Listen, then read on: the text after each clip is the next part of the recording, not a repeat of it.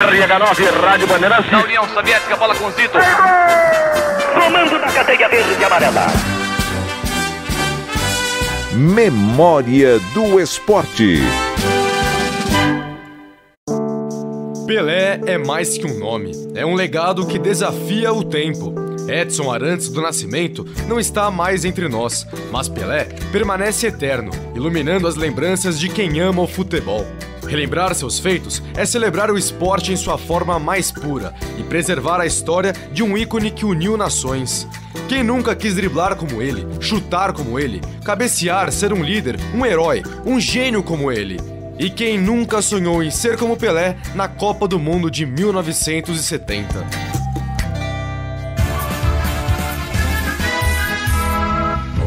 milhões em ação, pra frente Brasil, do meu coração. Todos juntos vamos, pra frente Brasil, salve a seleção. A Copa de 70 é um marco eterno na história do futebol e um testemunho de sua grandiosidade. Embora as campanhas de 1958 e 62 já tivessem solidificado sua lenda, foi no México que o mundo parou e presenciou a consagração final de um rei. Ele, aos 29 anos, chegou àquela Copa com algo a provar. Após a lesão que o tirou prematuramente do torneio em 1966, Pelé enfrentava o desafio de liderar um dos maiores esquadrões já vistos nas quatro linhas, em busca da glória definitiva. O destino quis que essa fosse sua última Copa, e o futebol reservou o melhor para o final. A campanha começou contra a Tchecoslováquia. O Brasil era extremamente favorito, mas quando a bola rolou... Atenção, ataque perigoso conduzido por Peças, penetrou depois da falha de Piazza, bateu o Brito, atirou,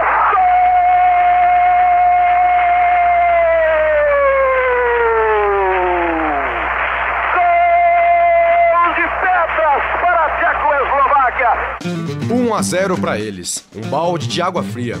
Porém, era de um choque desses que a Canarinho precisava. 13 minutos depois, Rivelino empatou e o jogo ficou mais tranquilo. O Brasil era superior, mas faltava algo, ou alguém com a camisa 10.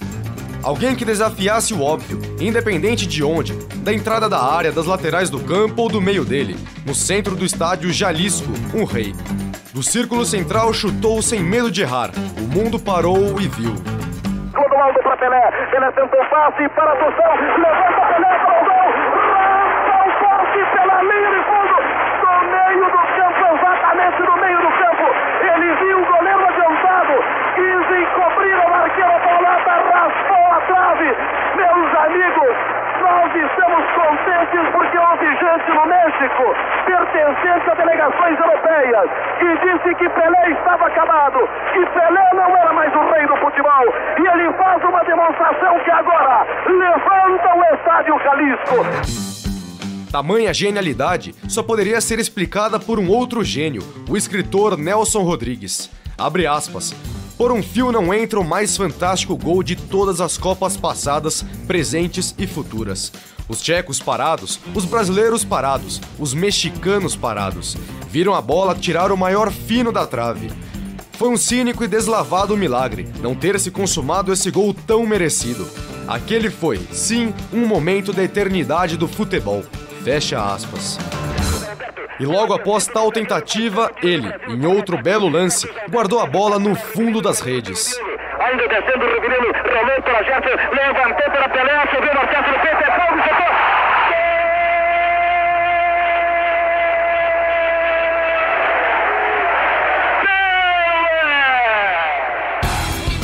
E lá estava ele, Jairzinho, outro grande jogador, fez mais 2. O Brasil venceu por 4-1 e o rei já mostrava que estava disposto a deixar a sua marca. Marca esta que só era possível ver dentro de campo. Porém, fora dele, no vestiário após a partida, ele se mostrava ainda mais genial, como conta Piazza, zagueiro daquela seleção. Nós terminamos o jogo contra a Tchecoslováquia. No vestiário, claro, alegria, euforia, sorrisos. Parecia que nós tínhamos ganhado o título. Já no primeiro jogo, 4-1, uma estreia excelente. Mas eu não esqueço que a hora que, dentro do vestiário, eu lembro, batendo palma e jogou no ar. Moçada, parabéns, foi bom, foi ótimo, foi bom. mas precisa melhorar muito mais. O senhor Edson Arantes Nascimento, do Pelé. E sentou, quando ele terminou de falar aquilo, ele sentou, lembro que eu estava tirando o uniforme, eu lembro que ele sentou ao meu lado e disse assim, eu tenho que falar isso aí, que senão tem neguinho aí que pode pensar que já é campeão. Contra a Inglaterra, com vitória brasileira por 1-0, Pelé não marcou, mas protagonizou um momento histórico. Uma cabeçada impressionante que levou Gordon Banks a realizar a defesa do século. Bola foi largada com as mãos para Carlos Alberto. Desce Carlos Alberto pela direita. Vai se aproximar da linha de centro. Espera para dar um esticão a Jair. Deu pelo costado de Cooper. Jair puxou pela direita. Passou por ele, vai cruzar na boca do gol. Cabeceou Pelé. Espetacular a defesa de Banks. Um cruzamento sensacional de Jair. Uma esplêndida cabeçada de Pelé. E Banks milagrosamente tocou para esse escanteio. A grande sensação vivida até agora. Na terceira partida da fase de grupos contra a Romênia, ele brilhou mais uma vez, marcando 2 gols na vitória por 3-2.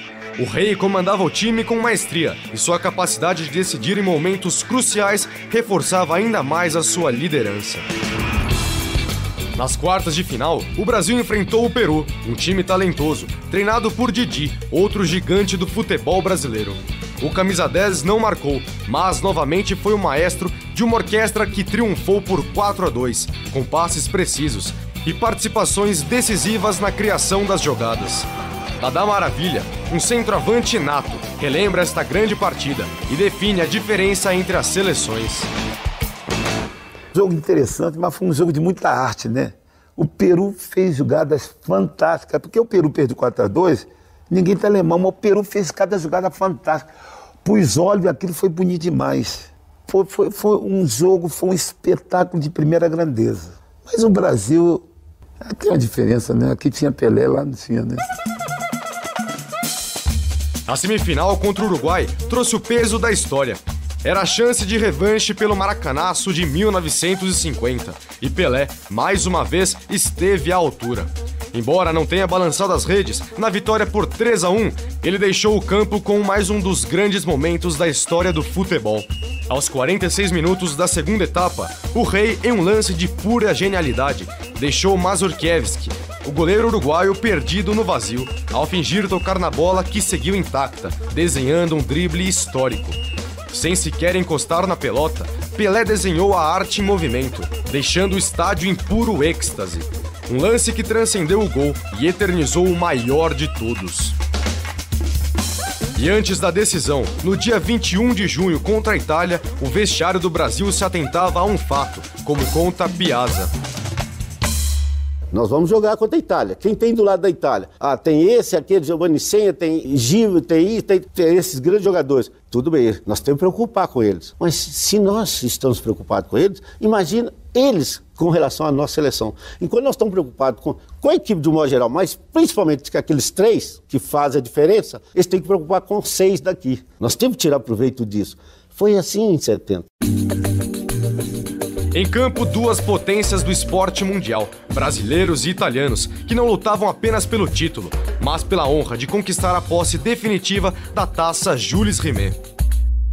Deixando para a final 2 bicampeões com sequência, um marcando a era futebolística da Itália de 34 e 38, outro marcando a nova era do futebol, vindo aqui para a América do Sul, com o Brasil de 58 e o Brasil de 62, com o contratempo que serviu de experiência e de lição para o Brasil de 1970, e com uma vantagem ainda de se concretizar aquilo que é sonho nosso, mas que nós alimentamos com muita esperança. O Brasil, dentre todos, foi o único país que venceu em outro continente um campeonato mundial de futebol. O jogo começou com intensidade, mas foi Pelé quem abriu o marcador, aos 18 minutos de jogo, com cabeceio magistral, após um cruzamento preciso de Rivellino. Era a primeira de muitas imagens icônicas daquele dia. Preparou-se do chão, arremessou para arriba, levantou de primeira, ao Pelé, cabeceou!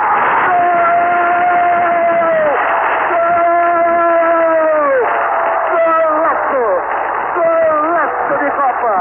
Golaço do Brasil! Porém, os italianos empataram, mas não dava para eles. Gerson e Jairzinho ampliaram o marcador. E quando o ponteiro dava seus últimos giros, aconteceu. Um lance que ganhava ritmo na defesa brasileira, como se fosse regido por uma orquestra. A Canarinho trocava passes com elegância, envolvendo os italianos em um trama de pura arte. A bola passou por Clodoaldo e seguiu para Rivellino, que em um passe certeiro acionou o Jairzinho. O ritmo aumentava, cada toque parecia antecipar o clímax. E o furacão então rolou a bola para Pelé e o tempo pareceu parar. O rei do futebol estava ali, no coração da intermediária, com o mundo inteiro o observando. Com a 10 nas costas, ele parou, como se pudesse controlar não apenas a bola. Seu olhar era de quem via o invisível, de quem enxergava um futuro que poucos poderiam imaginar. Com um toque que transcendeu o extraordinário, deu um passe perfeito, um gesto quase sobrenatural. A bola deslizava pelo gramado na direção de Carlos Alberto Torres, que vinha em disparada pela direita.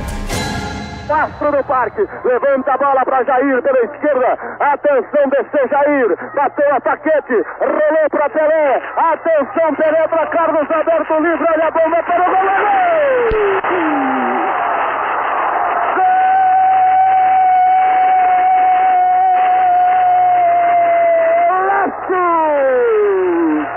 Carlos Alberto, Rivellino, Jair, Pelé, Carlos Alberto, aumenta o placar transborda, o placar de 4-1, sobe as nuvens do Estádio Azteca, esparrama-se pela América Central, deita-se correndo pela Verde Amazonas para chegar ao solo brasileiro.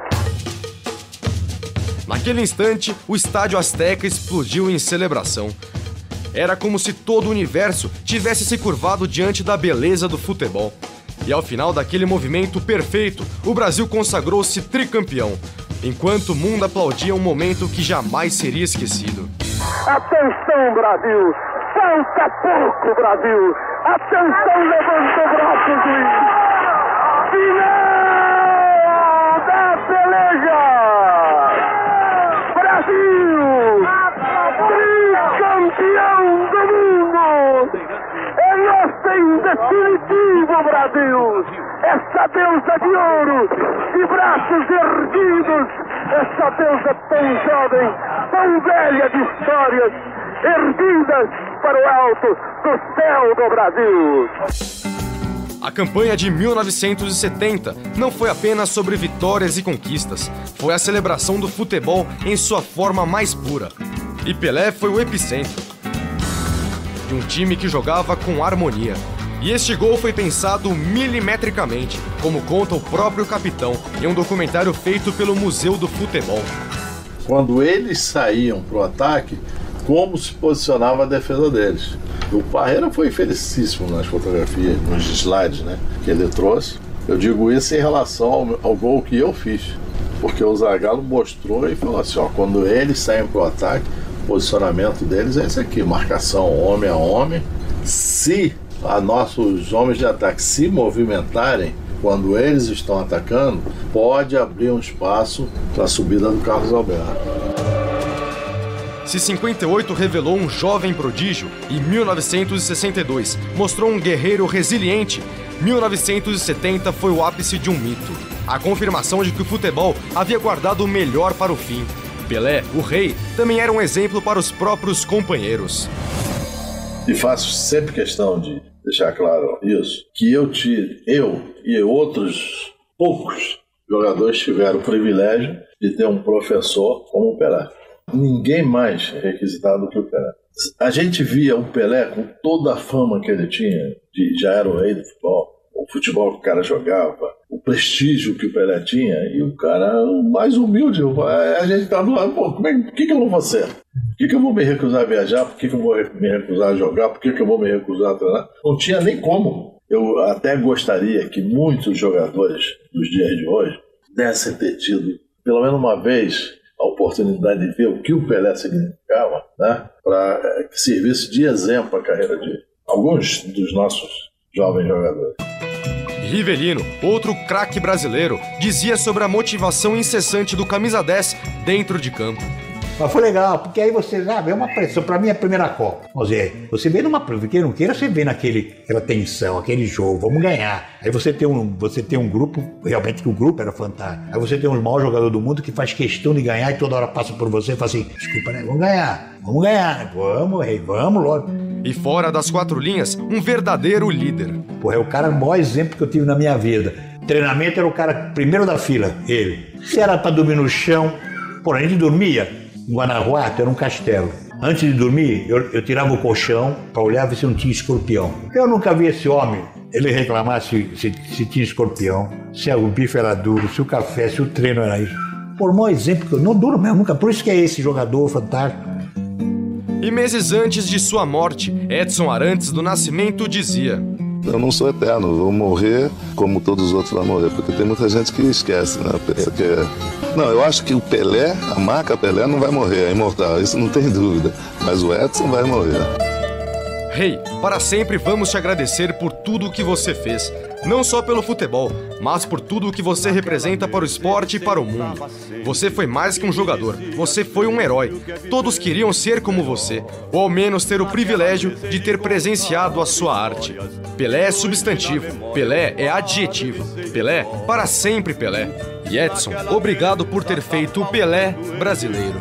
E a saudade dele tá doendo em mim.